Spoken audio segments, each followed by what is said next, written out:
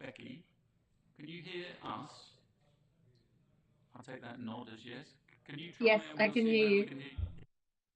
Can you hear me? We can, so that's brilliant. You can. Good.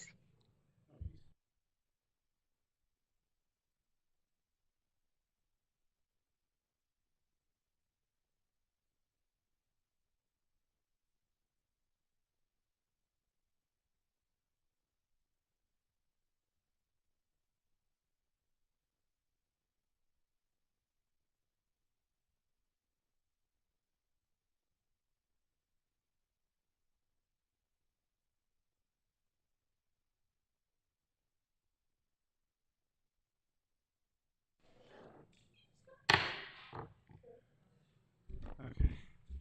Um, Good evening, everybody, to tonight's Community Leadership and Partnership Overview and Scrutiny Committee here at Clacton Town Hall. I'd like to welcome members, officers, um, and also our esteemed guests as well. We've got Becky Turner from SME, and yeah, and also we've got Professor Nick Barker, I believe, is joining us as well. Oh, and Michael Hatron has just joined us as well. And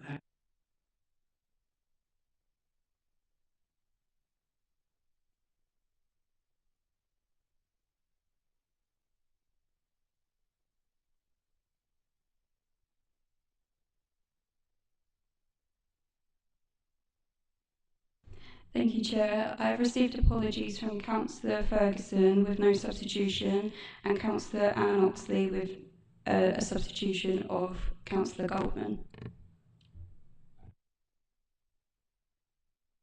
because we've actually got a portfolio holder in the public gallery. So Gina Paisley, Councillor Gina Paisley, who is the portfolio holder for partnerships. Nice to see you tonight. Oh, and Nick has just logged on as well. Nice to see you, Nick. Okay. Evening all, sorry I'm a minute late. Okay. So we'll go minutes of the last meeting. Can I sign those as a true record? Everybody in favour? Thank you. Um, uh, Item 3 is declarations of interest. I'd just like to remind members to declare any declaration of interest as and when. Item 4, questions on notice pursuant to Council Procedure Rule 38. Thank you, Chair. There are none. Thank you. We then go on to item number 5, which is the briefing note, which is the NHS Dental Commission. I'd like to ask Mike Karen, Mr. Karen, the Assistant Director of Sport, Culture and Health, to give us an overview to begin with. Over to you, Mike. Many thanks, Chair, and good evening, members of the committee. This item is going to give an overview on dentistry in specifically in tendering, but a nice overview nationally as well, and for some context. I like to think I can talk on a huge range of subjects, but I also know my limitations, so I'm not going to dive into the realms of dentistry. Just to thank our guests for being here and providing that professional expertise that we can certainly learn from tonight. So I think, Becky, I'm going to hand over to you, if that's okay, from the ICB, and really appreciate you being here this evening. Thank you very much. I hope you don't mind, but I've pulled together some slides just so I could read through it. My brain has fully entered parenting mode, so I didn't want to forget anything. It's just a very quick summary of the paper that has been shared with you. So just as an overview, SNE ICB inherited delegated commissioning of dental contracts from NHSE in April 2023, and many of us joined the team in April 2024. The ICB have recently refreshed their 5-year vision and strategic priorities for dentistry earlier this year, and the vision and priorities were outlined in the paper. They include improving access to high quality oral healthcare and reducing oral health inequalities. An additional 20,500 UDAs, that's units of dental activity, have been commissioned from practices in the tendering area, and the number of people seen by dental practices increased by 6,799 people in 24-25 compared to the previous year. In terms of the Oral Health Improvement Programme, this is commissioned by Essex County Council. They lead on the commissioning and they work with the ICB in partnership.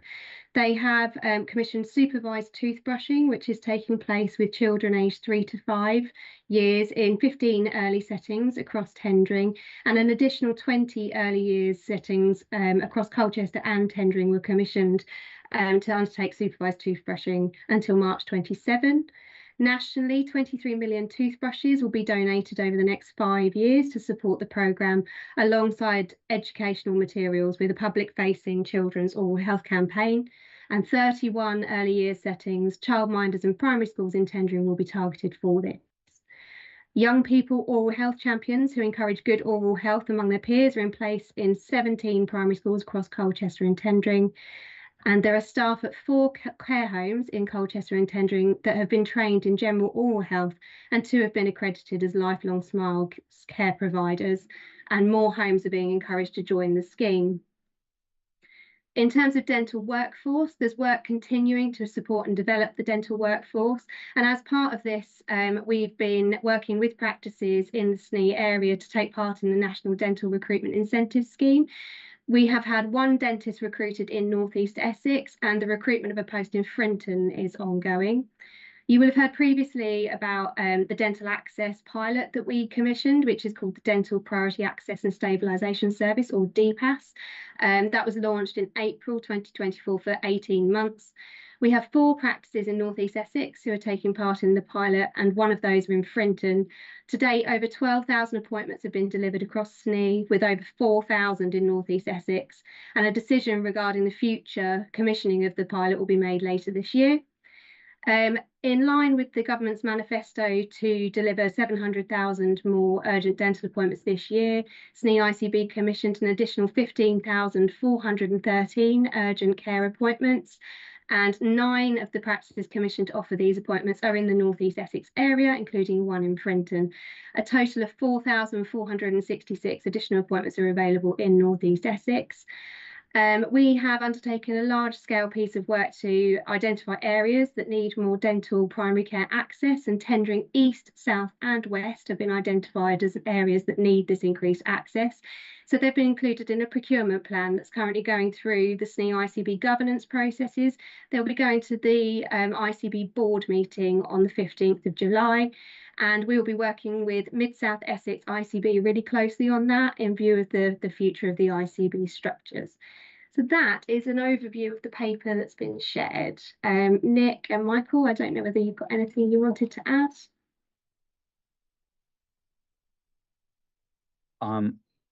Michael, do you want to go first? Thank you, Nick.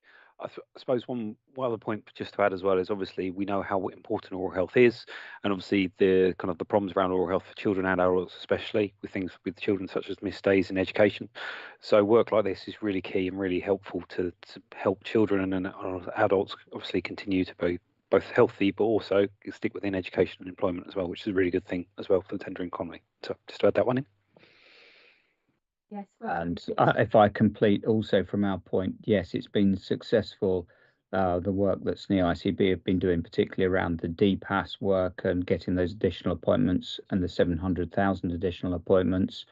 There are ongoing pieces of work nationally to look at contract reform, which is being discussed, and there'll be a national consultation most likely on that at some point in the very near future, which will look at changing away from, as Becky's referred to it, the units of dental activity contract into something that is wider ranging, better supporting all manner of dental services. So the future looks to carry on improving things. So we hope that then ties into, as Becky's talked about, the additional practices that would work across North East Essex. And likewise, we're also working with secondary care services. So there's some additional support for people who are going into hospitals such as Colchester General Hospital, and how we may be able to support those patients out into the communities with the care that they're being provided. So I think there are certainly opportunities and forward-looking. It looks quite promising. Thank you. Any questions at this? Councillor Doyle. Hi, thank you for that, Becky and Nick. It sounds really positive. Can I just ask what the long-term plan is? Because obviously there is an increasing demand, and we're trying to catch up on a backlog, I guess. We can't knit a dentist.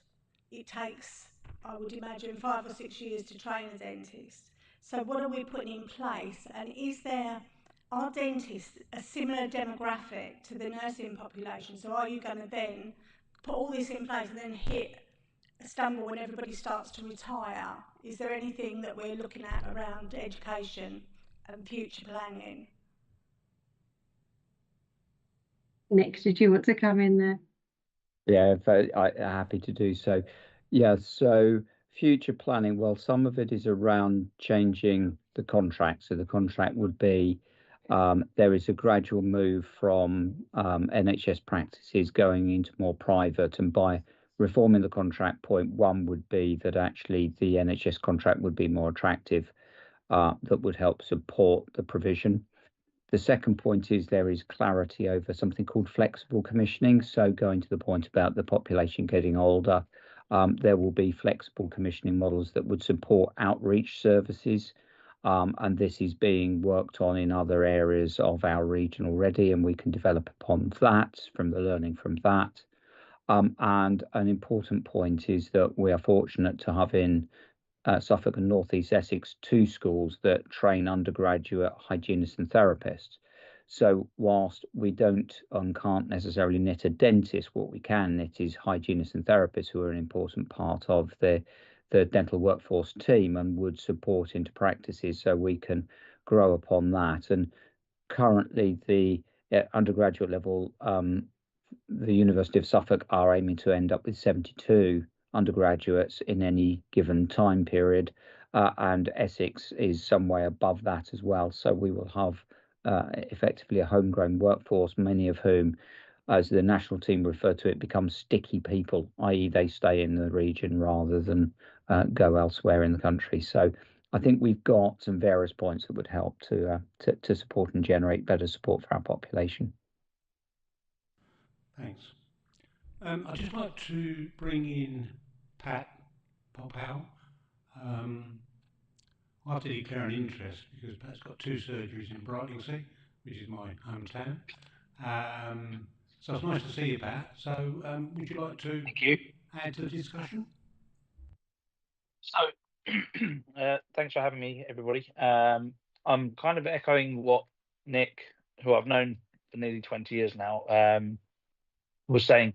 I'm a dental therapist, so having skills that can support dental practices, from a hygienist point of view, and a dental therapist point of view is so important, because having that multidisciplinary workforce, the workload can be spread, and actually it makes the team's job more interesting. I think going back 20 years, dental nurses were just seen as spit suckers and setting up trays, and their role has developed hugely in that time, where they can do further training to take x-rays, they can apply fluoride, and they can essentially have their own clinic, which is amazing for treating the younger generation, and supporting them from a point of view where they can do fluoride application clinics, toothbrushing clinics, and going into outreach and things like that.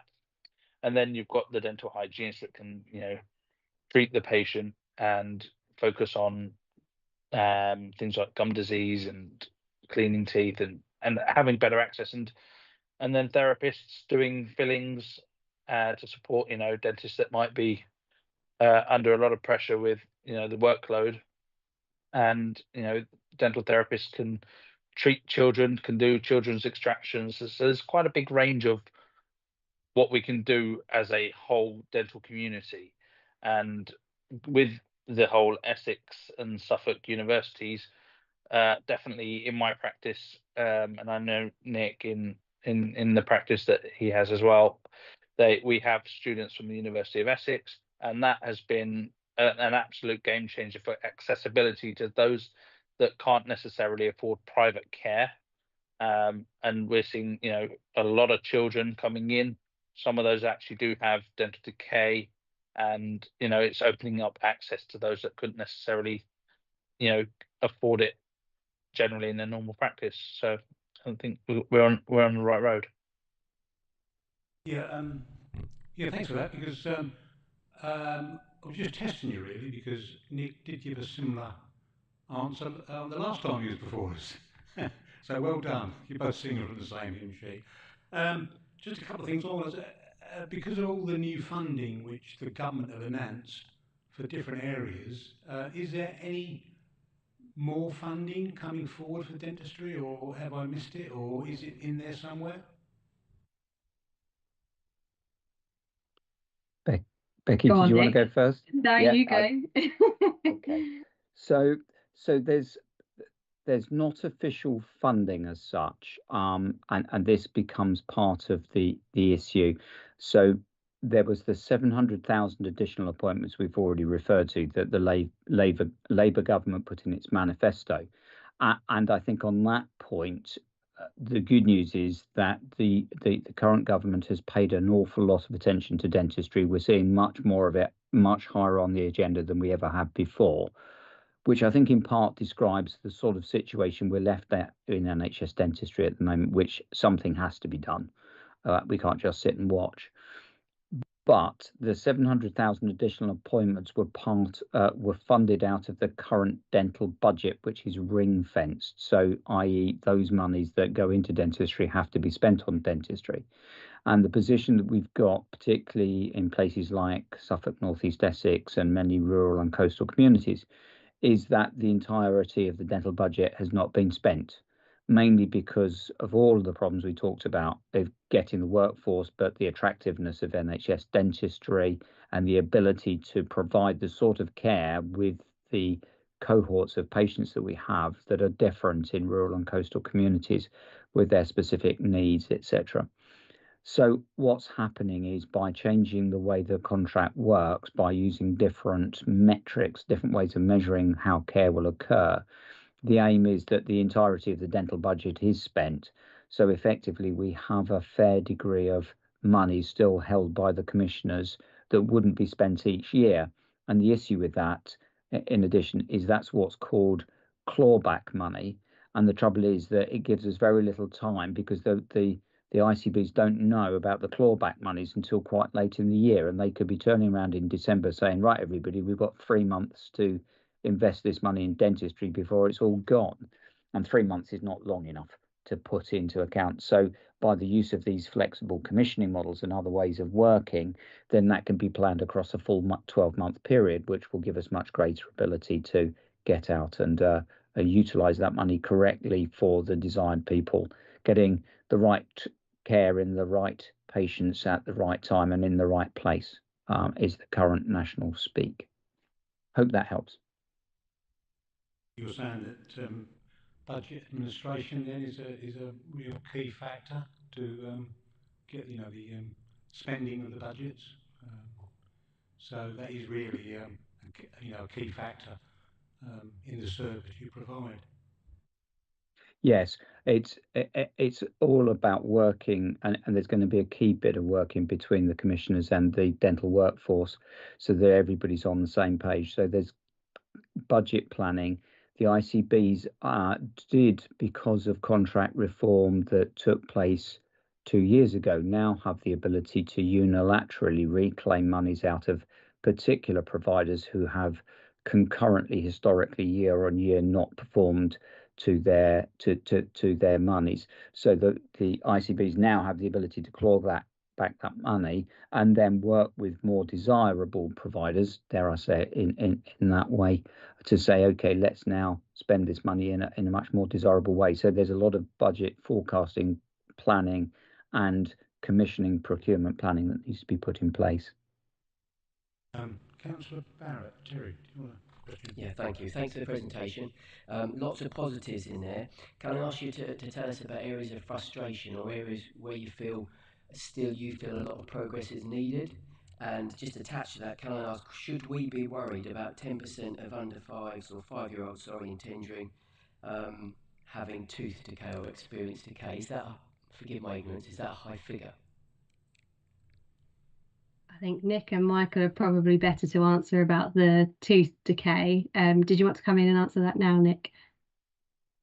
Yes, I mean, I don't know, Michael, did you want to pick up on that? So apologies. So my current role is head of place partnerships, but in my previous role, I've worked in public health, and as part of that public health work, I did commissioning for oral health, and that was actually for Suffolk as well. So some of this is quite pertinent to some of the previous work. I think in terms of the percentage, it is a little bit higher in tendering compared to some national levels, but there are obviously some reasonings behind where we see sometimes a little bit more higher kind of percentage around the areas of deprivation or opportunities of education, etc.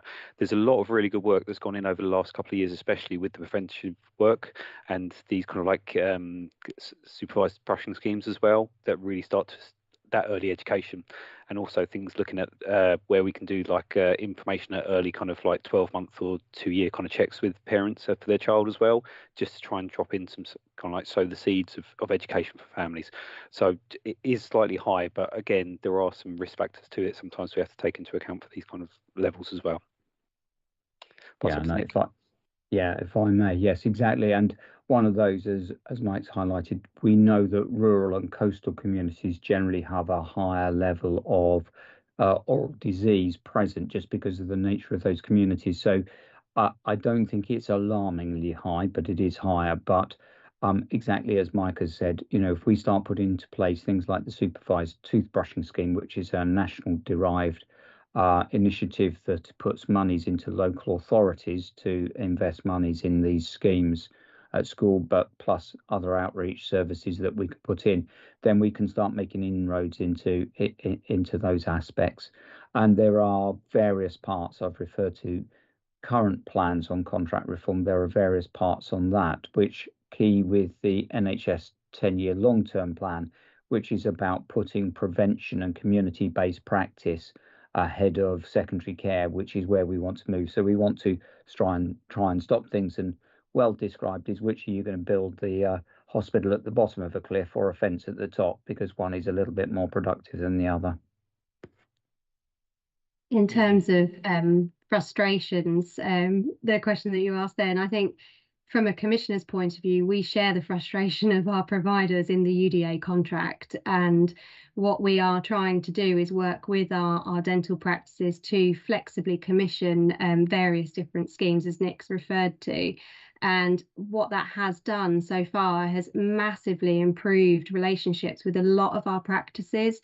And we're now finding that we're having open conversations with our practices that we didn't before. So the shared frustration, I think, over the UDA contract is really actually bearing fruit when it comes to promoting engagement and developing these schemes that are going to ultimately support our population. Okay. Yeah. Any other questions? Just on the brushing initiative. So you supply the brushes to the schools. It's then left down to the teachers to administer that. I'm not heavily involved with supervised toothbrushing. Do you know, Nick? Yes. And Yeah, Michael as well. Yeah, Mike, did you want to come into it first with your public health hat on, or did you want me to cover it? I'll let you go first, and then I'll pick up any bits around it, if that's okay.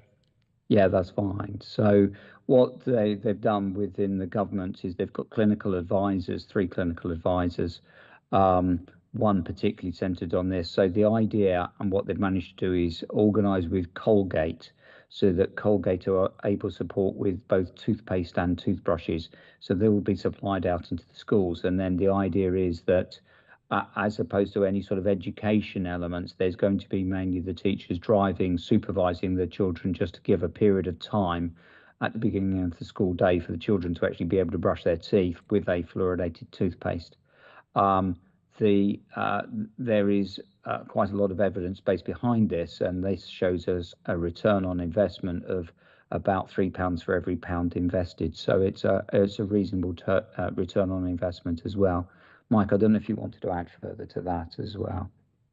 Just for the experience, sometimes previously I've done some evaluation around some of the toothbrushing schemes within schools and early year settings. So we try and do a bit of a balance for both of that, and especially around the early years, there's a real engagement from the young children and a real kind of passion from them to take their education home, which is really nice as well, to then have that conversation with their parents. And with some of that education and training with the teachers, they do some really nice work around even just making up some songs for the kids, so they keep to their like 3 minutes of brushing as well, which is really sweet. So it's a really nice process for the children to really get educated, but also have a buy-in with their families as well around this. So it's a really nice project on that side. I think one of the difficulties, just to add a bit of context to it, is it's normally more around earlier years, because obviously as children get older, then it's a difficulty to fit that in with the kind of like the schedule for education. So that can be a bit of a frustration, but at the same time, at least we're starting from a really early age to try and get that education out to families and young people, which is still very important as well. Thanks for that. Transferring down to your surgeries, to your clinics? Sorry, we missed half of that. Could you just repeat the question? Sorry. Sorry.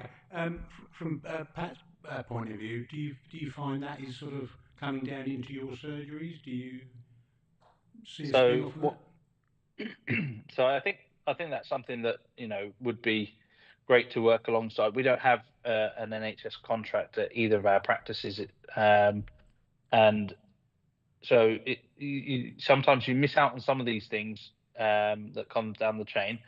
But just in fact, last week the local school approached us, as one of my staff has 2 children in the local school, and we managed to source some toothbrushes, give them a uniform, and just little things, because they were doing a session on toothbrushing, and we supplied them with instructions and little take homes for the children so that the parents can have something to refer to, which is kind of similar to what's going on from the NHS. So we just made some packs up ourselves and sent that down to the school just to help with engagement, and with the the role I was saying with the students from the University of Essex, we've really tried to reach out to the schools to get children in, so we get that early education and talk about the supervised toothbrushing, the right toothpaste, the right technique, and all of the things to start preventing the oral diseases, as Nick was saying earlier, from a young age. It's good stuff. Councillor Davison, Bill. Yeah, thanks for your presentation, and I'm really pleased to hear that you're going forward. Where I live over in Harwich, I still get a lot of reports from people that are waiting an awful amount of time to try and get a dentist. Although it has improved, because I haven't heard one person pulling their own teeth out this year, so I suppose in that way we've improved it. But we still got a major problem over in the Harwich area, where I've got a lot of people can't get an NHS appointment, and they are suffering. Is there any plans to increase dentists in the area of Harwich, please? So we have a paper going to our board meeting on the 15th of July about the procurement of new dental services. And one of the areas is tendering east, west, and I can't remember the other area, tendering. And so what we have said, north, was it, Nick? Sorry. We have said within this that we won't be looking for just for practices in that area. So if there are practices around the area that want to come and speak to us, that want to get involved, then we are open to those discussions. So at the moment, we're not writing off Harwich as a place that we'd like to commission.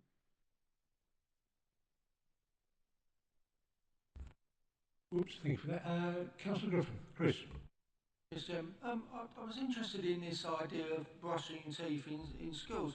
Surely isn't this something like washing your hands after you've gone to the toilet that most children, before they go to school, are taught to do? I mean, I know when my daughter was very, very small, that one of the things that we actually taught her to do was brush her teeth before she went to bed and when she got up and after food. And this was done alongside other normal hygiene things, like, when you go to the toilet, wash your hands. I mean, is it necessary now to actually teach children when they're in school to brush their teeth? But surely, isn't this something that should be being done in the home and should be something that's natural before they get to school? Just a thought. Well, I think one of the things that I see in practice is that one, children aren't brushing for long enough, and at home they don't know how long to brush for. You know, there's also an effective technique. So delivering that via, if you've got champions in schools or something like that, then you can deliver the correct technique using the right toothpaste, with the age appropriate fluoride and, for the right length of time. I think some of those take home messages at school help to then pass on to parents. I think just like if you look at an actual hand washing chart, there's steps to hand washing effectively, and I think that's all it is just trying to reinforce and actually stop the spend on children decay later down the line.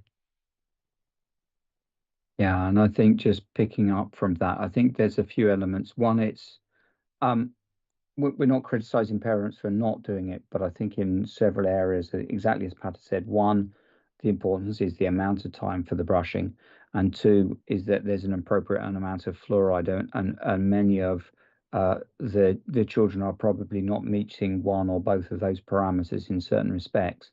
Um, let's use the phrase every little helps, in that, even for those children who have brushed once already with the fluoridated toothpaste for the correct amount of time, if they're doing it for a second time, then there's no harm done whatsoever. And for those who haven't done it, there's an additional benefit. And as I've said, the evidence base is quite clear that where that's been applied in those areas where supervised brushing has been done, and University of Leeds Dental School in particular has done an awful lot of work on this.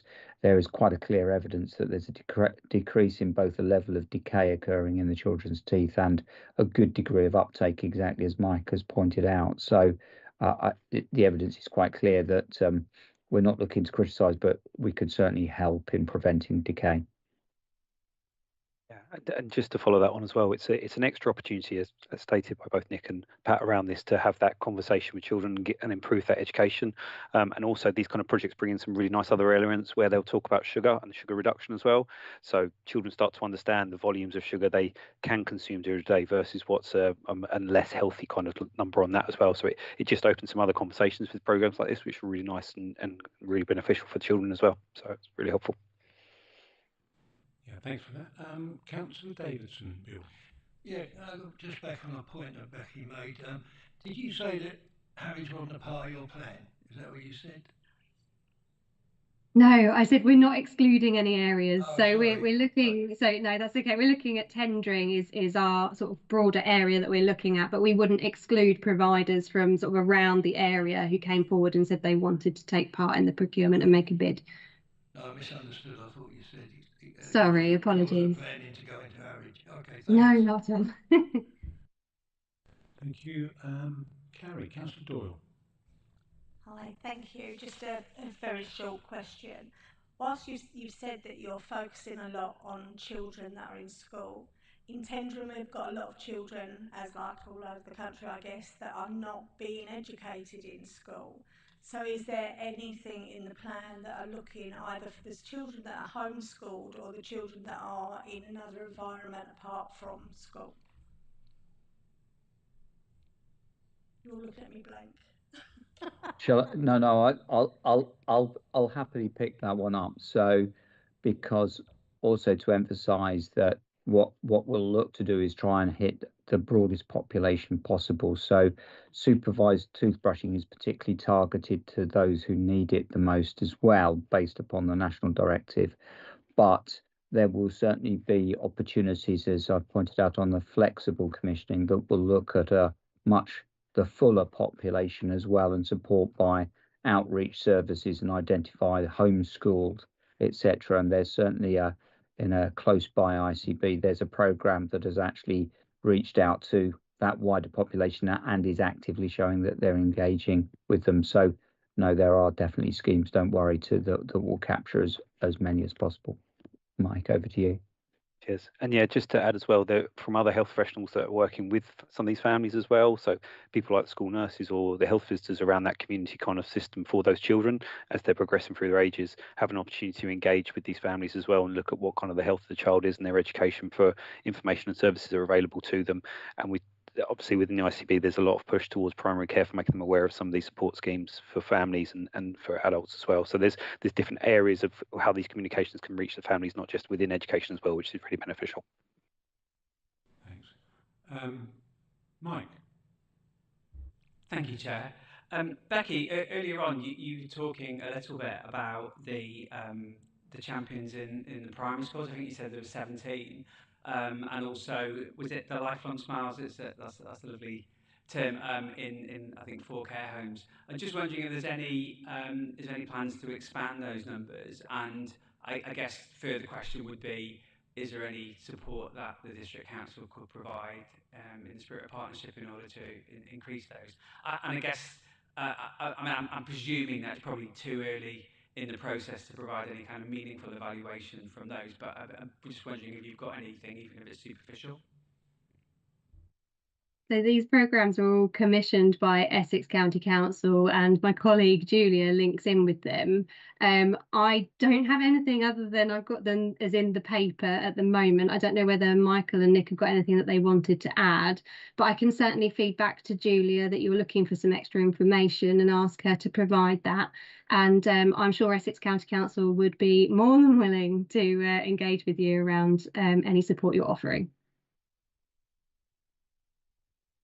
And just to add as well, obviously some of the current programs that are working across the ICB are being evaluated as well. So there'll be some more kind of evidence then to look at different programs and how they can affect the community and look at which ones are being effective to then drive forward for future funding as well. So there's that opportunity of just getting a bit more data on some of this work as well, which we haven't necessarily always been able to access. So that's a positive for us then to build up in knowledge base for some of these programs to look at and review for the options as well. And finally, the support from the district council, I think, always useful to turn up to these meetings and get the feedback, and we can see where people have identified where there are problems. As we said, we've got various opportunities with the current schemes, and we can widen them, learning from what other ICBs have done and what the national team are indicating. So again, that would help to support those. But certainly, your feedback is always useful to highlight that and indicate the way that we should go forward. Did you want to come back? Thank you, Chair. Yeah, and I'd really appreciate that. Thank you. That's really helpful. Just one really short question. You mentioned flexible commissioning, Becky. Could you just give us an idea of the timescales for that, please? So flexible commissioning refers to a number of different schemes. At the moment, we have the Dental Priority Access and Stabilisation Service. So that's one flexible commissioning that we have going. That's running until the end of this year. And we have another child-focused dental practice is another one that I'll be working up. What we are very conscious of is that the ICBs will be changing the footprint of the ICB. So we are linking with Mid-South Essex, who will likely be taking over as Greater Essex or merging as part of a Greater Essex ICB. They have similar but slightly different flexible commissioning opportunities. So what we don't want to do is commission something that's completely different in tendering that might be different to what MSE would commission. So we're linking with them. So at the moment, there's no timescales, but we are working up new flexible commissioning opportunities and we'll be working with Mid-South Essex on theirs.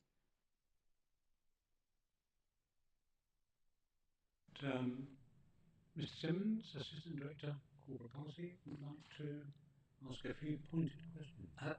A few questions, if I may. Just going back to your opening statements, Becky. You mentioned that, and it's in the report, about wanting the SNE vision is to improve access to high quality oral health care and to reduce oral health inequalities. I just wonder, what do they look like in a practical sense for us? What is a high quality oral health care that you're seeking to achieve, and what sort of level of reduction in oral health inequalities are you expecting to be able to achieve? So I'm sure once our plan is fully published, we can share that with you. But in terms of high quality oral health, it's making sure that there is NHS dentistry accessible to people who need it. To go with that is the Dental Priority Access Service. We've got, as I say, the procurement in the tendering area, so that's increasing access there. When we're talking about reducing health inequalities, we're very aware that people who live in areas of higher deprivation are likely to have higher oral health needs. So our strategic commissioning plan, when it comes to the procurements, was very much focused around ensuring that areas with higher oral health needs actually get more access in those areas. So that will obviously provide the access. We have the Dental Priority Access Service that again focuses on people who meet specific criteria. Many of those will be at higher risk of health inequalities. So it's all little steps at the moment, but we're gradually moving towards that. But as I say, we can always share the strategic vision with you once it's been published. Nick, have you got anything you wanted to add? Well, no, only to say yes. I mean, certainly many of the things that we've talked about will. So more targeted commissioning schemes that look at areas of greater deprivation and various other risk factors that are commonly known. An important point to add that several oral diseases are directly linked to general diseases. So we would look to link into wider healthcare professions so that we can look at joined up thinking. One of the things that SNE is introducing is an ability for the summary patient care record, which is something that your GP and your hospitals would hold that dental practices can't currently look at. There'll be some pilots in the very near future across a few practices who are able to look at that to see how that works. That will better inform good quality care. And the other element is around focusing on a workforce that is better placed to treat the kind of diseases we see and emphasizing much more on the preventive care, so using the whole dental team versus what currently the contract caters for, which is getting dentists to provide treatment because you get paid for providing treatment. You don't get as well paid for providing preventative care, which is really the wrong way round. Thanks. Just a few more, if I may. Your colleagues in the past have presented to us that adults with evidence of active decay in Essex stood about 40%, and there was a commitment to reduce that. That was in 2018. I don't know whether you've got the figures for those adults with evidence of active decay now to offer us a comparison with that figure. Looking again, June 2023, SNE talked about access to NHS dentistry, and it was lower than the England average at 38.7% had seen a dentist in the last 12 to 24 months. I wonder whether you've got any figures around that to tell us whether that is improving more recently. And there was, I'm sure, a target about reducing, from memory, it was about 20% the admissions into hospital of children due to dental decay. And unless I've missed it, I haven't seen anything in the material you've presented to us that updates us on that ambition. If you could, thanks. I don't have that data to hand, but what I can do after the meeting and tomorrow, I can speak to colleagues, we can pull that together, and I'm more than happy to share that with you. The one point I would add, I think we need to have a look. So it was the adult oral health or dental health surveys. Now, the surveys were generally carried out on a 10-year basis, but the most recent one had a slightly different format. So we would need to have a look and see if we've got that data for decay rates in adults broken down onto the level of basis that we need. And the admission of children for GA is something that as a regional chief dental office, we've been chasing, but the data is quite hard to come by. So I'm not sure we're going to have that. What we do know is that is a longer term aim, and things like the supervised toothbrushing scheme is in place in order to bring that fall down, because it's only by bringing in prevention and reducing the decay rate year on year that we will see those objectives being met. So it's going to be a more longer term database collection in order to make sure we're achieving what we're going to achieve, or what we wish to achieve. And just persisting, sorry. Am I right in reading the material that you presented that the DPAS appointments within the district are from a surgery in Frinton, and the same, is that the case for the additional urgent care appointments? Is that from a surgery in Frinton, as far as Tendring District Council is concerned? Yes, that's right. It's a surgery in Frinton. There is more access in Colchester, though we appreciate that's not always easily accessible for people in Tendring, but there is a practice in Frinton that's offering both DPAS and unscheduled urgent care appointments. Thanks for that, and that then leads on to the question. You gave us figures for the SNE area. I wonder if you can give us the figures for the DPAS appointments and the additional urgent care appointments that relate to that Frinton surgery, so that we can see, as far as tendering, what the figures are, rather than across the wider SNE area. I can provide them to you. I don't have them on me at this moment, but I can send them over to you. That's not a problem. Thank you. I'll stop now. Yes, sir. Okay, any other questions from the members? Okay, just like to say thank you very much for your participation tonight. It's been very sorry. Before we close, is there any sort of final comments you'd like to make to the committee? Just to say thank you for having us. Yeah, agreed. Thank you. It's really helpful to discuss through this kind of work. So thank you.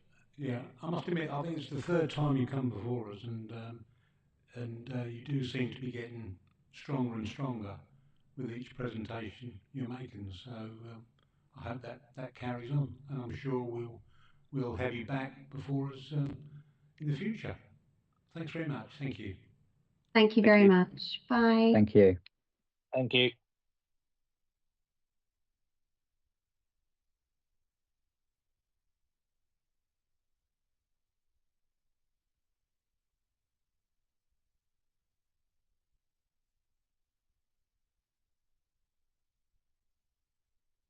We're now on to item 6. Chairman, are you going to consider any recommendations? There may not be, but if there's some recommendations that would on the dentistry item, yeah, Okay. you should. Okay, let's do that straight away then. I think there was a specific one around pressure on healthcare providers to make sure that the information about child admissions is made available. But okay.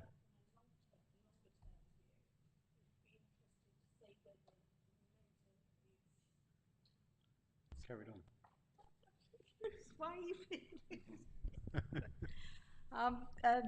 For me, I guess it would be good to see the long-term view once we merge, or once the ICBs merge, because obviously there's going to be a greater demand across Greater Essex, and how will we fare as part of that? Yeah. And maybe to follow that up, that you're urging the portfolio holder to ensure that oral dental health is high on the agenda as part of that creation of the new ICB. Maybe.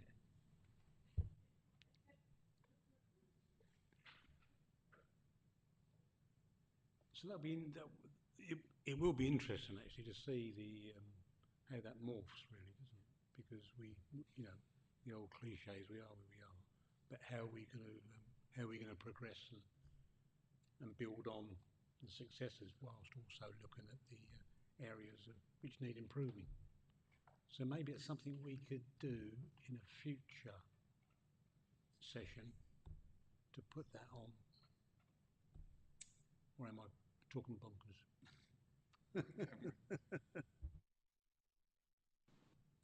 Bolognese, yes, thank you. I think there are many issues. I'm sure, just sitting it out, just in relation to the creation of the new ICB and the extent to which that is in a position and is geared to the same extent or potentially more than the SNE is about the health inequality needs in this area. I think that's a big issue. I don't, when we will start to get to grips with that, but I think certainly keeping and I'm sure it is something that the portfolio holder, cabinet, and the chief executive to that degree are aware of, that there is quite a lot at risk because of the good working that we have with this SNE, and the creation of an ICB for Greater Essex has significant risks. Any change has significant risks associated with it. When would be the appropriate time to sort of be looking at that as a scrutiny committee is, I can't answer right now, but I think to emphasise, and I think you are, particularly through the oral health item that you've had tonight, just reassuring, if you like, the portfolio holder and cabinet that you are as equally concerned that we don't jeopardise anything in respect of particularly dentistry by virtue of that merger or creation of the new ICB.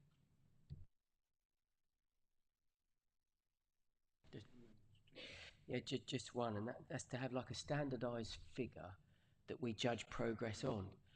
It doesn't seem to be there, does it, at the minute? So if it's 10 years, that's far too long, isn't it? So you need a yearly figure. I mean, schools work on results every year. Dentists surely can provide, or that particular area can provide us with a figure that which we can look at, or a set of figures that we can judge progress on yearly, or a little bit longer than that. That's where I feel lost. That it's different figures each time, and they look good, but when you dig a bit deeper, it falls away, doesn't it? And you're left scratching your head wondering, is there genuine progress in all areas? I'm not clear on that. I think when you're looking at these type of reports, especially when it's online, it looks very nice, it's very professionally done, it's very well put together, and it's all focused on big numbers that they want you to look at. I mean, what I'd be very interested in is the actual number of national health dentistry appointments in Harwich and Clacton, for example, over the last 5 years. Because I think that would actually show us whether or not there is actually any real improvement. And when you look at, for example, mainly because Harwich and Clacton are the biggest towns, let's see whether or not their figures are actually bearing out the reality in appointments. Because I think it sounds like good news, but we have lots of generalised figures. There's nothing really there quite specific. And whilst I actually enjoy the idea of you going into your primary school and little Johnny learning how to brush his teeth again, and it's all very good, it's not helping little Johnny if he's got a large cavity and his parents can't find him a national health dentist. Now, the reality is what we're after here is that you can actually pick up a phone, find a national health dentist somewhere quite near to where you live, and book up an appointment within a reasonable time and go along. Now, I'm not convinced that from listening to that report that we can do that in Clacton. Certainly my experience when I had to have an extraction at the back end of last year wasn't that it was that easy. I would hope that it's improved in the 6 months since, because I didn't have a very good time and finished up having to go private. I wonder very much whether or not, if you've got your 8 or 9-year-old in pain, how easy it is to find a dentist locally. And I wasn't really reassured by anything that I saw there. So I'm wondering whether or not we could actually have some figures over the actual national appointments, what they've been like over the last 5 years, and some projections of where we actually expect them to be over the next 2 or 3. So that when we get the new tier of local government in, They've then got the figures. They'll actually be people responsible for holding the purse strings and directing the health initiative, because it'll be all integrated. And then they'll be able to say, well, hang on a minute, we're paying you. This is what you've done in these areas over the last 8 years. It's either wonderful or what you're going to do to improve. And I think that's the sort of data that we actually need, where we've actually got real figures of people being treated actually in dentistry in the area, and let's see where we are and how the big numbers equate. Because while it's all good things are going well in certain parts of the district, I'm not necessarily convinced on what we're hearing that that's the same story in places like, for example, Clacton and Harwich. Also ask for the information across the demographic, not just with children, because I think there are, and I'm not saying it's wrong, but when you've got a child in pain, of course people will try and do something. But I had an incident the other day where you couldn't even get through to 111, and it was saying, talk to us online. Now I've got lots of people in my ward that can't access online, so they would have been left in pain, not being able to find a dentist. And I think sometimes we miss that. It has to be across the board.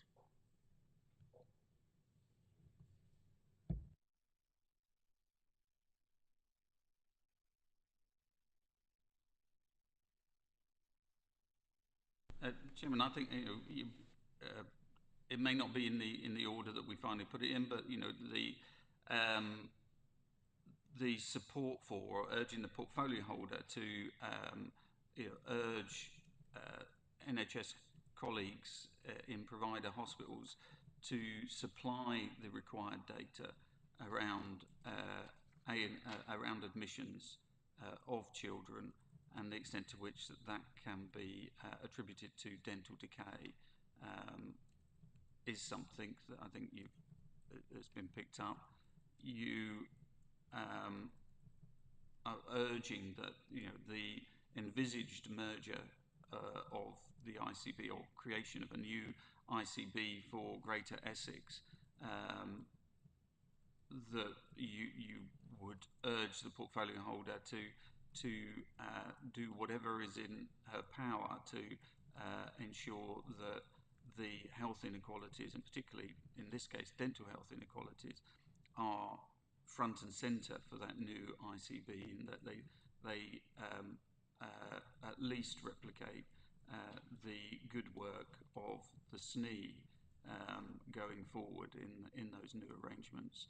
I think it was also that you would urge through the portfolio holder that there is that development and use of continuous referencing data in order to look at whether and the extent of any improvement over time, and perhaps as part of that, but you're also just asking for the actual NHS dental appointments for each year to be provided, and that identify for children and for adults.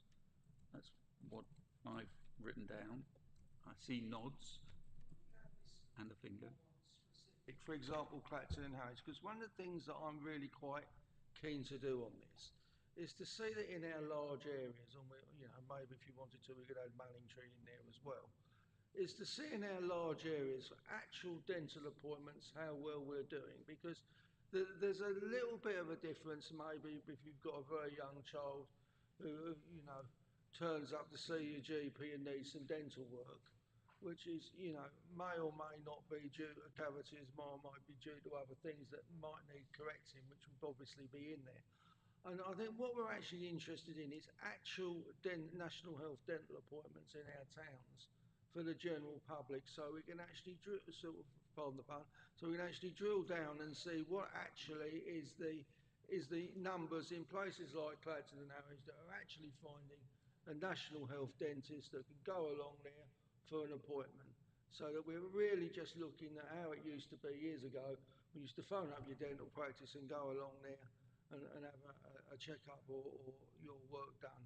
Because I do think that one of the things we need to do is to do a little bit of shall we say, a more precise review of the areas and what's actually going on here. Because after all, it's very easy to have 3 or 4 national health practices that are doing very well, lump the figures in, and it has the effect of maybe looking quite good on paper when there may or may not be areas of the district that are not that well covered. And I think that might be an interesting piece of work and some interesting data to have. Well, it might be. We'll look at it and think, isn't it wonderful? It's all working. Chairman, and in answer to that, I think it's in part, I think you've got that information on page 18, where it is broken down or in relation to patients seen in 24, 25 and 23, 24, and what the difference was. What I think is missing in our understanding of that, well, what is in tendering east, south and west. So I think we probably just need that additional information provided. Mr. Chairman, with respect, I mean, I know that I've been here a long time and probably not always quite aware, but I have no idea where tendering east, tendering south or tendering west geographically are in relation to towns and districts.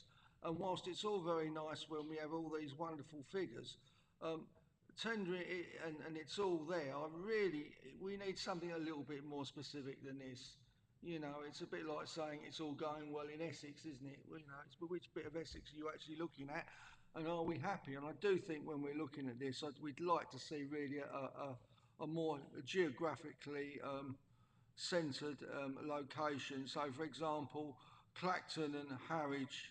So, for example, you could have Harwich and Dovercourt, Clacton, Jaywick and Holland, and Frinton and Walton there, so that you've got areas. So we've got some idea where people geographically are and whether the numbers are going up, down, or static. Because whilst tendering east, tendering south, and tendering west are all wonderful, realistically, most of us don't have a clue which areas these are covering, and it could be virtually anywhere. Mm.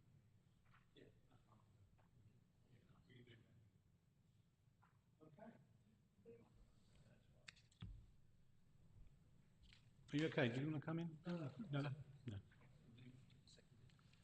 Yeah, so we'll move all those recommendations. Who's moving it? I'll move it. You're moving it. Seconder? Bill, thank you. Are we all in favour? Show of hands. Thank you very much.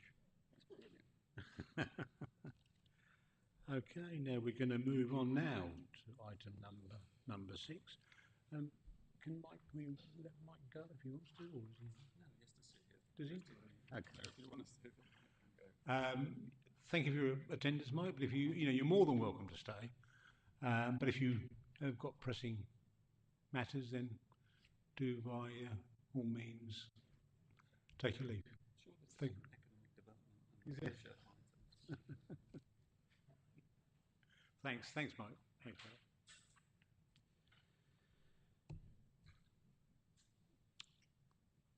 Okay. Mr. Simmons, I believe you're leading on this. Thank you, Chairman. The report is before you in relation to the community governance review for Clacton on Sea, Holland on Sea and Jaywick Sands. The report sets out that this was initiated back in September, from memory, that there was a motion that then called a report. Full council then said, yes, proceed with a community governance review. I think at that stage we started to get the rumours that central government was going to be moving along the lines of a local government reorganisation. We certainly then saw the white paper after the decision to proceed with the community governance review, the white paper from central government suggesting local government reorganisation, or actually asking for two-tier areas such as in tendering with a district council and a county council to move to what the government regards as a simplified form of local government based on unitary authorities. So that has happened since the decision to move and adopt a community governance review for Clacton, Holland and Jaywick.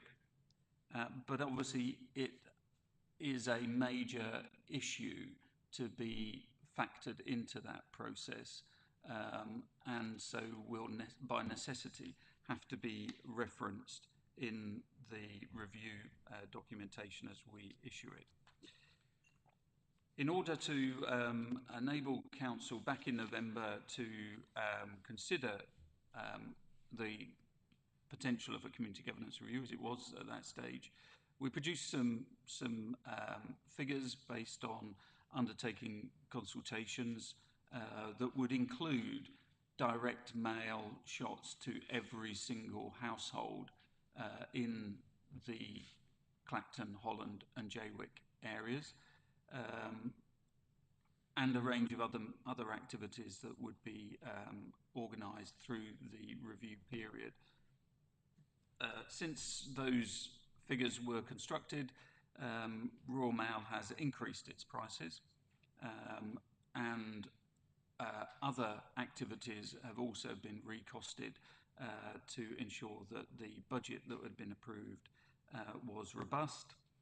And you'll see in the report that there is an intention to suggest an increase in the budget provision for this as a consequence of all of that. Plus, we've been talking with the Society of Local Council Clerks, who will provide to us an independent drawdown service for us to the extent that we need it, around answering questions that members of the public may have, in potentially producing some models that may offer opportunities for us to consider during this whole process. So the intention would be to utilise their expertise and also to understand that that's independent of the council, so it won't be the council developing those matters or those potential models, and they'll be assisting us. Finally, on the budgetary side, the figure that was presented to full council didn't include any contingency, and on the basis that Royal Mail, certainly of recent times, have increased their prices twice in any 12-month period, it's right and proper, I think, that we put a contingent sum in there. And so overall, the intention would be to ask Cabinet to increase the provision for the funding for the Community Governance Review from 48,000 to 68,000. But as I say, 10,000 of that is a drawdown scheme with the Society of Local Council Clerks, so it's not necessarily all going to be used up, and 5,000 is a contingency that again may not be utilised as a consequence of that, of how the costs are progressing. So the report sets out an update to the terms of reference. That's set out Appendix A, so we've used the time between November and now to revisit the figures based on more recent electoral data. We've revisited the projections going forward based on planning applications that are likely to come to fruition and be occupied in the 5-year period that now applies, because at the time of the November report, that was a 5-year projection. We're now 6 months ahead, so we need to add that additional year in, and that's therefore providing a full 5-year projection forward. And we've been able to set out further work in relation to demographic trends in the area, and more generally to update the information, particularly around the precepts that parish councils have been charging this year, whereas again the November report to full council had the precept levels for 24-25,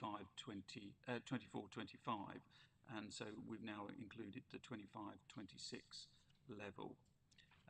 And turning to page 52, you can see that across all of the parishes in tendering, such as they are, the average precept at a band D for those parishes is £1.46 per week as a consequence of those parishes. And it also references the fact that one matter that will need to be addressed is the fact that at the moment there are special expenses applied, particularly to the unparished area of the district, and they will need to be considered again if the area is then parished and a parish council or town council adopted for that area. So there's an element of pluses and minuses on all of that, which is at this stage probably too difficult to disentangle, but obviously would be part of the process in the event that there was a decision to adopt a town council for Clacton, or 3 town councils, or whatever the outcome of the consultation is. Looking at the timescales for the review, the first phase of consultation that will start on the 1st of July and run until the end of September, in order to ensure that this committee has the opportunity to review the outcome of that first phase of consultation, really would necessitate you having a meeting in October, and one of the recommendations on page 26 is that you set a date of the 20th of October for that. And likewise, at the end of the overall process that is envisaged, before going to full council, there would need to be another meeting of the committee to consider again the outcome of the second phase of consultation and determine what recommendations to submit to full council. And so to facilitate that, the suggestion in the recommendation is to move your currently 10th of March meeting of the committee to the 16th of March in order to give us just that little bit of extra time in order to evaluate what the consultation is telling us. So the first phase of consultation will be very general in nature, asking people about their thoughts and what the rationale is for, or the underpinning thought process about that, so that we can capture that. The intention is to report, to analyse that, certainly on a ward by ward basis, so that we can report all of that detail to you, and you can consider that before we certainly launch the second phase of consultation. That as in addition to the work that is set out in the report, I've been speaking with the CVST about undertaking some more qualitative work with communities locally, and Chris will remember that in relation to the council's corporate plan, one of the issues that out of the consultation was that there was a particular demographic that was responding, and so what CVST can add into this process is to try to make sure that the seldom heard voices, certainly in response to more general consultations, that we've actually got their views and can integrate those into the process of consultation. So, Chairman, it's there before you. We would need to start, in accordance with Council's decision of November, we need to start on the 1st of July. Certainly officers later on this week will be considering the precise timings for activities so that we can sort out when public meetings are being held, when social media is going to be issued, when the actual letters for consultation go out, and how to supplement that with things like direct mail shots to households with information to remind them of the opportunity to respond. Councillor Griffith. I've read the consultation, well, the documentation. The only thing in here that's missing is the actual cost. And the real problem that I have with all of this is it's all very nice. I mean, I think we need a town council for Clacton. I think that under local government reorganisation, from a lack of from a lack of potential democratic perspective, I think a town council would be very helpful for Clacton. The thing is, can residents afford a town council for Clacton? Because one of the things I notice here, we have lots of figures on precepts and elements of council tax charges, town B, whatever it is, and £1.46 per week or £75 a year. But in real terms, what does it actually mean on your council tax? I mean, what I'd actually like to see is, this is your council tax now, 2,100 and whatever it is. Under a town council, this would be your your council tax. So what that actually does is that it shows people what they're actually paying now, and if we brought this in, what they'd actually be paying under a town council. Because I think it's all very well having all these presets. Most people don't understand it. You know, you've got no idea how this all goes together or what it actually means. But what you do understand is your figure at the end, how much you're paying per year. And I think one of the things that's missing from this is clarity. If we're actually going to do this, we really should be listing from A to E all the town council rates that we're paying in Clacton, what it is now, and if we brought it in, what you'd be paying then. Because I think then that allows people to actually see the actual figure at the moment and make that decision on whether or not they can afford it, or whether or not from a personal budgetary point of view you can afford it. Because £74 or £75 might not seem a lot unless you're on a fixed income. And then that £75 a year can be quite a bit. And if you're then looking, for example, where we're going up to places like Aresford, where we're looking at £102 and £103 or £146 in the case of Great Bentley, to a lot of our people on fixed incomes, that's a lot of money. And let's be honest, you're already paying, that's on potentially on top of your council tax, which is running into thousands. So I do think when we're looking at this, the reality is, okay, potentially you're looking at bringing in, you're getting rid of your district council, and on our own figures, potentially bringing in 3 town councils with another 52 elected people covering Holland, Clacton and Jaywick. What's the actual cost if we do this? How much is it actually going to cost us to run? And in your, you know, and from a budgetary point of view, how much extra am I paying a year, or is it neutral? Because I think that's the detail that we actually need on this. So people can actually see the actual cost in real pounds, shillings and pence, they can understand. So they're very, very clear that if I vote for this, this is what it costs me. And then you can have the discussion about the benefits, and what it will actually give, and how it will benefit us, and how it will help drive the town forward. But the real core piece of information in my mind has to be, what's it actually going to cost me on my council tax? So I'm paying this now. If I voted for this, what would I be paying this time next year? Because the concern is that you vote for this, and then in 4 or 5 years' time, you say, well, hang on a minute. I mean, you didn't tell me we were paying an extra £500 for you lot to sit there. Yes, so really what you're looking for is more information, and I think that should come out in the consultation, presumably. If the process is going to start from July, then... I think that is what Chris is asking for, or he is asking for more information for the public, not for us, because actually this is against a backdrop of cost of living crisis. You know, I meet people, working people, that can't afford 3 pairs of socks for their kids. When you put it down to £79 a year, that is a lot of money, and whatever we say to them is going to be the benefit for them. That's going to be, well, there's the school dinner's gone, or that's, you know, and it is invariably those people that are working, but working for not a lot of money, that will end up carrying that cost.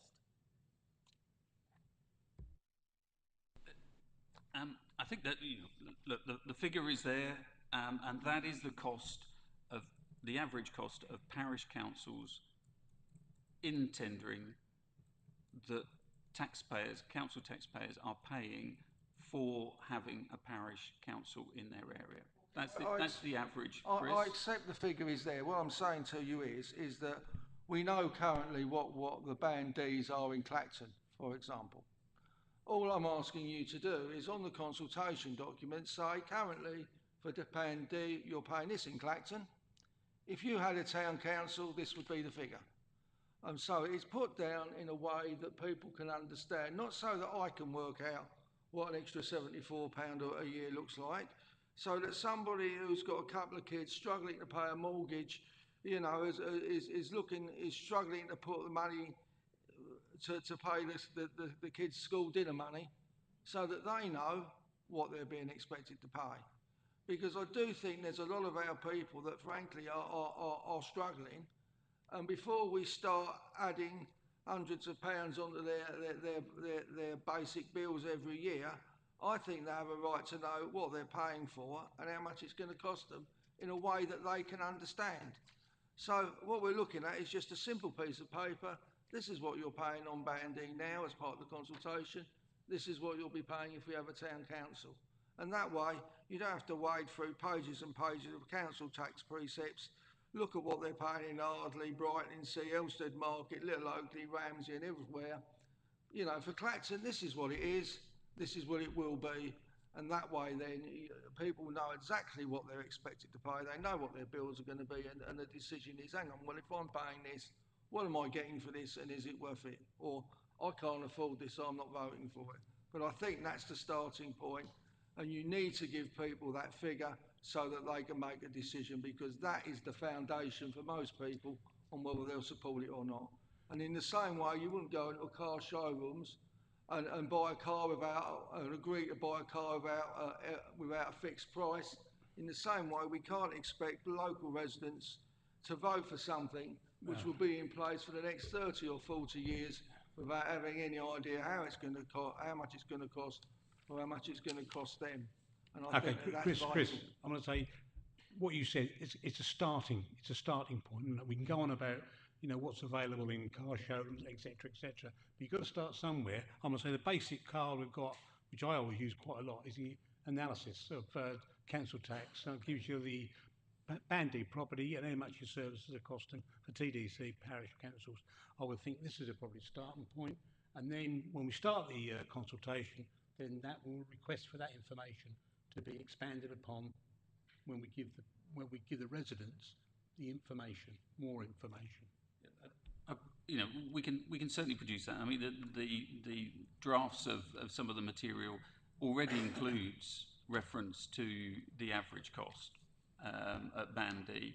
So it's not going to take much to just adjust that and go, well, here's the Band D figure for Clacton, and it would be that on top.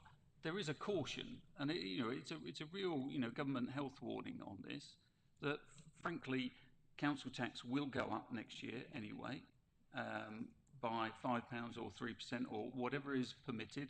The social care element will go up by whatever it's allowed. The PFCC is likely to increase its amount, so that it will cause a difference.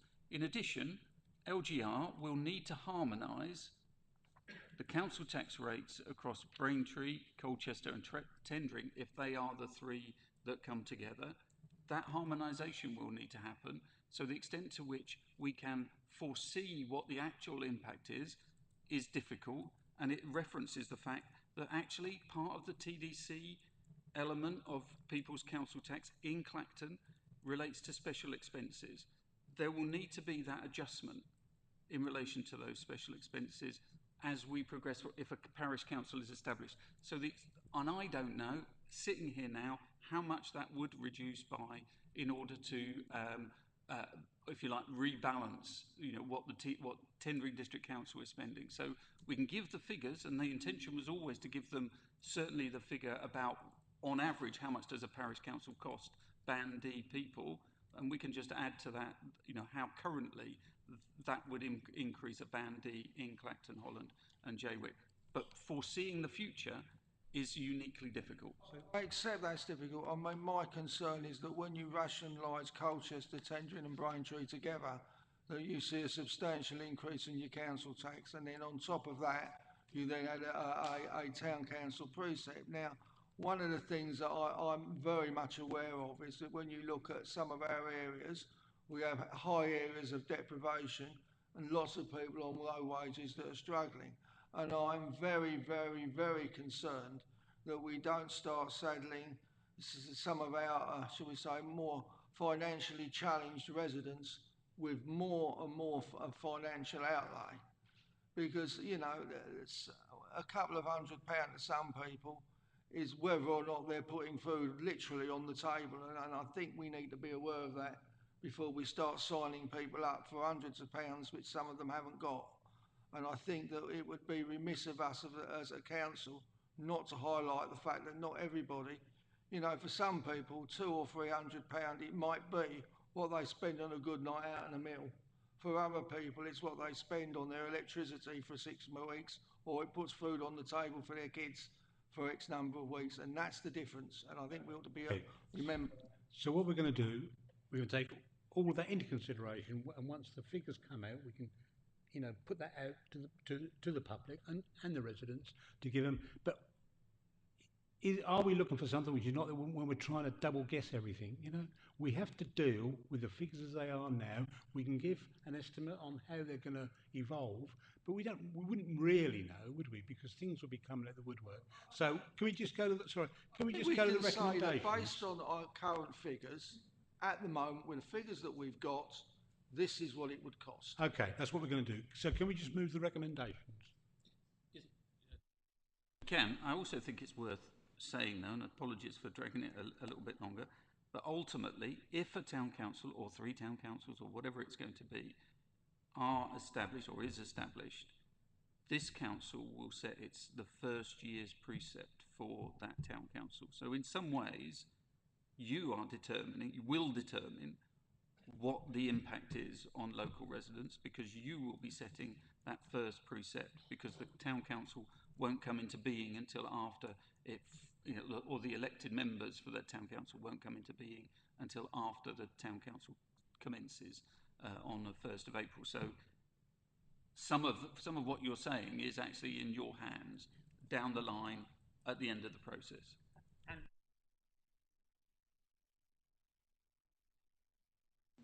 Committee point of view really is that, you know, we're going into areas now where maybe 5 or 6 years ago you wouldn't have thought that we would be doing this type of work. But you know, the world is changing and we have to adapt, and as Keith has said, a lot of it will be down to us. We can make the recommendations, and it's how good, you know, so the onus is on us to come up with the recommendations, you know, backed up by the figures and the information we get. And if we're not happy with the information or the figures we get from Cabinet or the officers, then we will challenge those figures. And it's all in our hands. We're going to move the recommendations. I'll move the recommendations. Could I have a seconder on those? Councillor Doyle, are we all in favour? Thank you. Thank you. It's unanimous. Thank you. Thank you.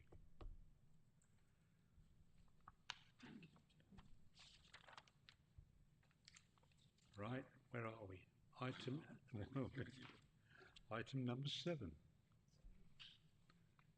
Thank you, Gina. Bye. So, Chairman, the report is there. So, as normal, it sets out your current year work programme and the extent to which you have completed that or things are in progress.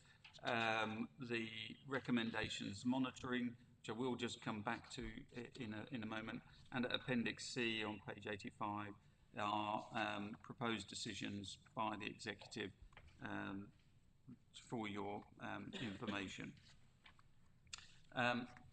In relation to the water quality item in your current year's work programme, it's on, I think, page 76 of the report, which concerns, as I say, water quality. It's just perhaps worth recording that there will be that visit to Anglian Waters treatment works for those that are participating, and that's on the 25th of June. And I think it's the trip to the oil refinery in Harwich, where those they're taking wastewater and purifying it and creating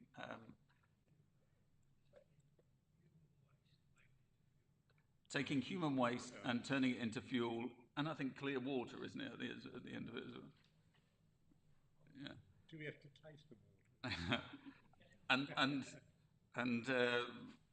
that is on the 8th of July. It's also worth probably saying that in picking up on previous discussions at this meeting, and certainly from the chairman, I have now written to Colchester and Braintree about looking at joint working on scrutiny to see if the opportunity exists. And at the very first, let's just get a meeting together to examine that and to contemplate it.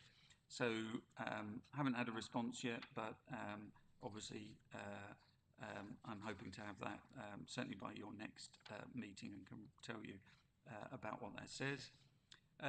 There was a meeting of the scrutiny chairs and the leader of the council, and that has submitted some suggestions for the work programme for 25-26. Time-wise, in relation to the more general consultation and preparation of that work programme, which needs to go to full council, councillors will have seen that the meeting that was going to be held, the full council, in July, I think from the 15th of July, is now being put back to the 14th of August. So that then permits us to have a meeting of the committee on the 29th of July to actually formally agree the work programme. So there is one of the recommendations on page 67 is to agree that additional date for that purpose. What I would imagine is that we will probably come together informally and then convert into a formal meeting to then consider formally that work programme, so that there'll be an opportunity for you to discuss matters before it actually becomes into the public domain that you're considering work programme items. In relation to the two task and finish groups, I'm sure Councillor Barrett will be able to advise you, but there has been a meeting of that task and finish group, and there is due to be another meeting of that task and finish group in the coming period. And I think one of the areas they're particularly looking at is availability of information on the web and how that perhaps can be improved. In relation to joint working with town and parish councils, there was a webinar only this week, wasn't it, Graham? I think yesterday even. Time moves fast. And so we'll examine what came out of that and try and feed that into that process, and ask the lead officer for that group to form another meeting, again ahead of the 29th of July, so that we can hopefully conclude this year's activity on those task and finish groups. They may continue into next year, but at least concluding this year's task and finish groups with any relevant recommendations that the two chairmen have in their minds. Yeah, just to add to the joint work in Paris tonight, and also with the advent of LGR, devolution or whatever, I think that is going to become more and more important and more in depth, really. And I think we need to crack on with it. And obviously I think that will dovetail into the governance review we're doing with possibly three new parish councils. So I think there's going to be a lot of work to be done, and yeah, I think it's going to be quite in depth in some areas. So I look forward to the activities. So we're going to move the recommendations.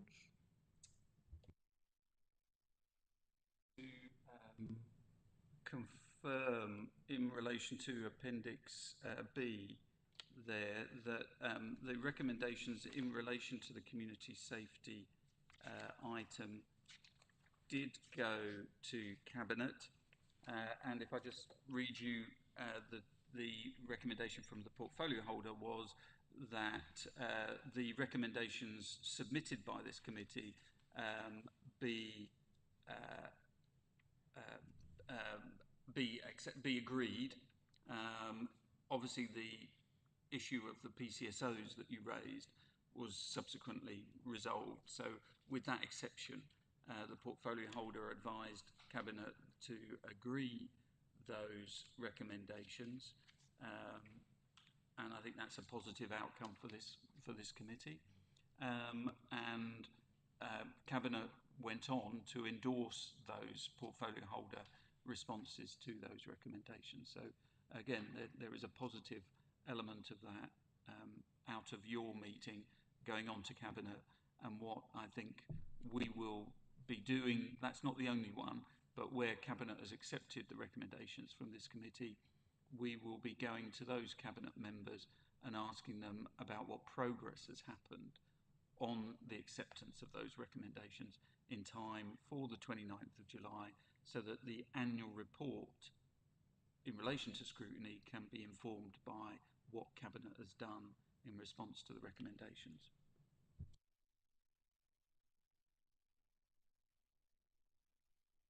Yeah, no, you can do it. Or, I think, Chairman, if you're going to put your microphone on, you talk to it. Just to say, you all had the document on the suicide rates in tendering. And I think one of the things which we were talking about before this was the age. Was, you know, over 54s, or sorry, over 50s. So I think at the time we actually did this piece of work, I think we were majoring on youth suicide. Do you remember? And I think this has put quite a different slant on it.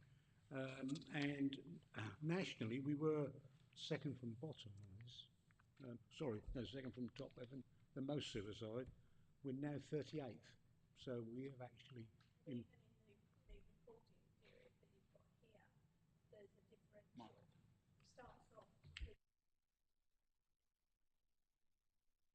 Starts off between the ages of 45 to 49, and by the end of those 4 years, it's people, 50% being over the age of 60. So what is happening to those people? Yeah, well, it could be a whole raft of stuff, can't it? Yeah. Chairman, I mean, one of the issues that we've got with data is, thankfully, it's a relatively small number. Each is horrific, but if we look at the numbers, we're talking about 56 number of deaths in 21 to 23, and 20 to 22 it was 41. So whilst we've got the individual year ones, there will be that element of fluctuation by simple dint to the fact that the numbers are relatively low, and one death in a particular age group can skew it slightly. So we do just need to treat that with that element of a caveat in our minds. But it is nevertheless, you asked for it at your April meeting, and the information, albeit only today, but has been now provided to you in relation to that suicide data. I think we also need to be mindful that for each of those deaths, the amount of people that are impacted by those deaths is probably very many. And are we managing? Is there support out there for those people? Yeah, I think we did touch on that, didn't we, when we actually did it? And maybe we will revisit that further down the line and just try and find out what is actually going on. Also with the support systems Are the support systems improving? Do they need to be improved? So that'll be another interesting piece of work.